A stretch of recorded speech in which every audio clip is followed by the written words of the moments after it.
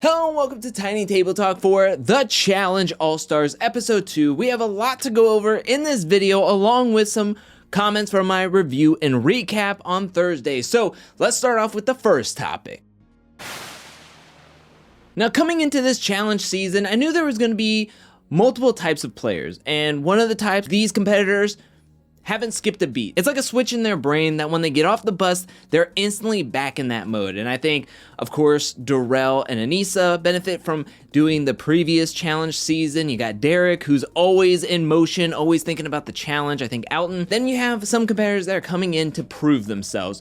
Maybe they didn't do so hot on their seasons. Maybe they quit on previous seasons and now they're back and they want to prove not only to themselves, but to their families, the rest of the competitors, the challenge fans that, hey, I came to compete and I'm a real deal. I think of Latyrian and Hizela from episode 1. And then I really appreciated the type of player that we got to see from Kendal and her competitive arc this episode. Now, in the beginning of this episode, we see her talking to Derek. I think she's having trouble finding her footing early on in this game, and she's talking to Derek. She's really trying to figure out what her motivation is, getting herself psyched up into the game, and I think that's why she was doing so much yoga. Then we jump into the daily challenge where it's the trivia challenge, and she just saw Katie smash her face onto the water. She's nervous, she's scared, again, she's overthinking it, and she jumps off onto the actual platform trying to pretend that she's totally confused about what TJ meant by jump, and then never owned up that she was nervous or scared, even though it was clear.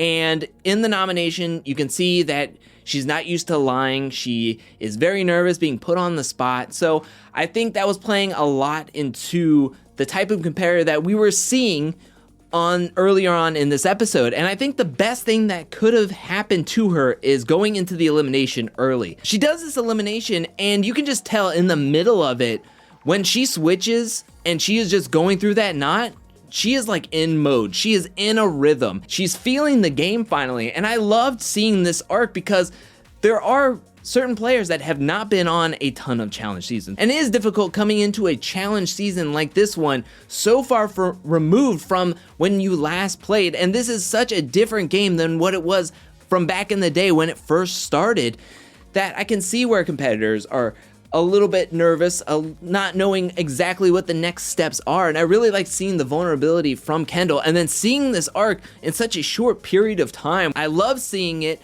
and I think the best thing that she could have done was go into the elimination early, because in the confessional, she seems laser focused and has that adrenaline pumping and that she wants more. And that's exactly what I wanted to see. And it makes me excited for some of the other competitors that are on the cast that we have not heard from lately or haven't seen much of. And when will they blossom and really come out and be like, look, this is why I came to do the challenge, or I was on the challenge back then and now I have this new life to me in this game when I win a daily challenge, when I win an elimination. So I really enjoyed that aspect of this episode. Now, this week's daily challenge was called Ancient Challenge History, and this is one of my favorite trivia challenges of all time in challenge history. I loved the aspect that they were centering most of the questions, or majority of the questions, around challenge history. Of course, it makes sense. This is a challenge OG season, an all-star season, and I would love to see the actual main season of the challenge have this as well. Have not only common sense questions, but also trivia questions on the challenge. I mean, it blows my mind when watching the aftermath on YouTube for double agents and some of these rookies or 2-year players coming in and they're getting asked questions about challenge history, and some of the competitors have no idea. It's why aren't you watching tape or old seasons? That's game footage. I also like the one aspect where if somebody got something right, they didn't sabotage another player. I do not like that feature at all in the newer trivia challenges where oh, you could give an X to somebody if you get your question right or something. Because I was worried that that was going to be a feature to hurry up the process of the trivia challenge, that like if you got something right, you didn't have to walk, but had to make somebody else walk the plank almost. I'm so happy that that wasn't at all a part of the equation. My only critique about this trivia challenge is that I wish that if they featured somebody answering a question, that we got to see the actual question. Now I get it. We can't show every single question in every single answer, but it kind of like takes away from everything when you just hear like Wes, oh, correct. Johnny Bananas, wrong.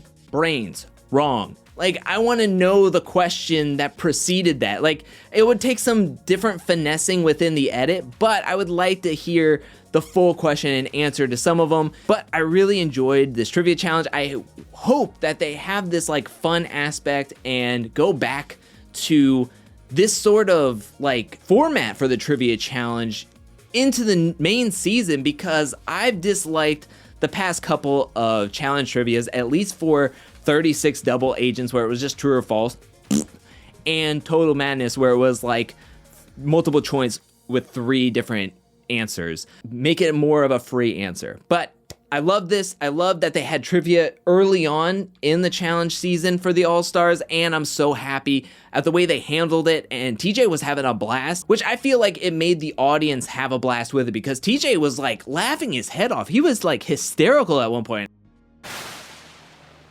Now time to crown the king and queen, or the MVPs of episode 2 for All-Stars, and we're going to start off with the queen, and I'm going to give it to Aneesa. Now, not just because she won the daily challenge and she is the trivia queen, but that does play a part in it. I really enjoyed Aneesa this episode. She also had that heartwarming moment with Trishelle about forgiving her. She also had a hand in pushing Kendal's name in the beginning of this episode before they got to the nominations. I just thought Aneesa really killed it this episode, and I loved it. I loved seeing her do her dance too. That was really cool. Now for the king of this episode, and I have to give it to Nehemiah. Yes, he won the trivia challenge. Yes, that plays a factor into it, but I love the preparation that he did outside of the challenge All-Star season. On the Aftermath, he talked about how he said yes to this project, and he figured out that there was probably going to be some form of challenge trivia, and it was going to have to deal with the challenge like in general. Granted, he got some questions like on Wes and to spell the challenge backwards, but his general knowledge and the research he did compared to everyone else doing barely any research coming into this All-Stars challenge, I have to give it to Nehemiah. He won the lifesaver. He's doing a great job. He also did really good in episode 1, so I'm happy that he is on this season and he was able to kill this trivia. Now let's read some comments from my Thursday's review and recap, and the first comment comes from Naked Battle Rap, who says, I am enjoying all the nostalgia I'm getting from All-Stars. Yes, from the competitors to seeing some of the old challenges modified to the soundtrack, I love it. The next comment comes from Perry K95, who says, wish they put all seasons of the challenge uncensored. I would love to have them all on Paramount Plus for one thing, but also, yeah, it would be cool to see them uncensored. The next comment comes from Clayton Wayne, who says, Darrell literally describes to Kendal how CT beat him in Invasion. Darrell learned from his own mistakes. Also, congrats on 15K. Thank you so much for the congratulations. I still can't believe that Angel Cake has surpassed 15K. I'm super thankful and humbled. But yeah, Darrell learns. I like what Cam and Leroy said in the hot tub in Double Agents, where they didn't say it was mistakes or failures, it was lessons. And Darrell learned some lessons from that not so fast in Invasion. I always remember that not so fast elimination because of like when CT was done making that giant knot and he was just like laying in it like a hammock. The next comment comes from Raymond, who says, it's so refreshing to watch a new season of the challenge where the drama doesn't seem overproduced. There's a super interesting dynamic between players who know how the current game is played and players who are learning the new format for the first time. Even though we are dealing with All-Stars, this is something fresh that we haven't seen before, and as an OG fan of the show, I'm loving every second of it. I couldn't have said it better myself, Raymond. Yeah, I love the dynamic of seeing certain players who haven't done a challenge season in forever and now are being like almost thrusted into what like the main season is kind of like, and it's completely different. It's a shock, and it's gonna show later on in the season who's going to be able to rise to the occasion, bring up that competitive level in themselves, and to push past any barriers to win, and who are just going to be like kind of stuck in the 90s and the early 2000s of the challenge when they used to compete and just don't have what it takes to get any further. I love it. I think it's great. I think it's a great dynamic. The next comment comes from Brianna, who says, this season feels so comfy, like a warm hug. I love that comparison. The next comment comes from Mariah, who says, I can't decide if it's because I've watched so long or because the editors have just changed, but it seems so easy to predict who is going to be involved in the drama or the elimination because of the heavy foreshadowing at the beginning of the episode, both on All Stars and Double Agent. Yeah, I totally get you. I'm like on like heightened senses when it comes to like foreshadowing and, oh, why is this person getting camera time? Is it gonna be a hero edit or an elimination edit? The next comment comes from Ashlyn, who says, TJ looks like he's having more fun on this season than he has in the past 3 or 4 seasons. I completely agree. He was laughing his head off in that trivia challenge. He seems to be having a great time. I think it's just so much lighter, and I think the challenge producers want the main seasons to be super serious. I mean, you think of like how the color palette is to these seasons. It's very dark, from Total Madness with the fog and the snow. Double Agents was kind of the same way. It's like a war theme with War of the Worlds too, which makes a lot of sense why I just said that. Struggling a Tart says, I feel like we missed a part of the fight, but okay. That is another critique I have of this episode, is that Trishelle and Katie fight just come out of nowhere on 4:12 a.m.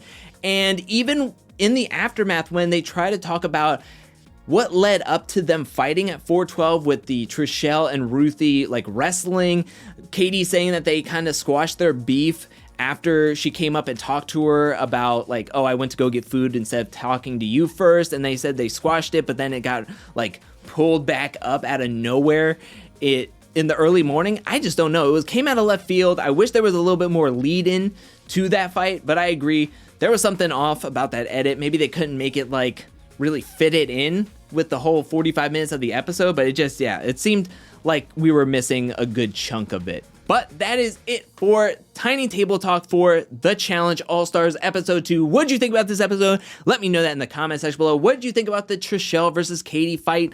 Let me know that in the comment section below. And are you excited about what's to come next week with like the Melting With You daily challenge? Who are you rooting for, and who do you hope goes home next? Let me know that in the comment section below. Also, there has to be like a purge or a double elimination or something's bound to happen, because we just finished 2 out of 9 episodes and only 2 people left, and there's 20 people left on this roster. We're gonna have to eliminate a lot more people before we get to the final. So when do you think there is going to be a purge or a double elimination? Let me know that in the comment section below. But thank you so much for watching, and I'll be back really soon with more Challenge All-Star content, more Challenge Double Agent content, more Challenge content, more content in general.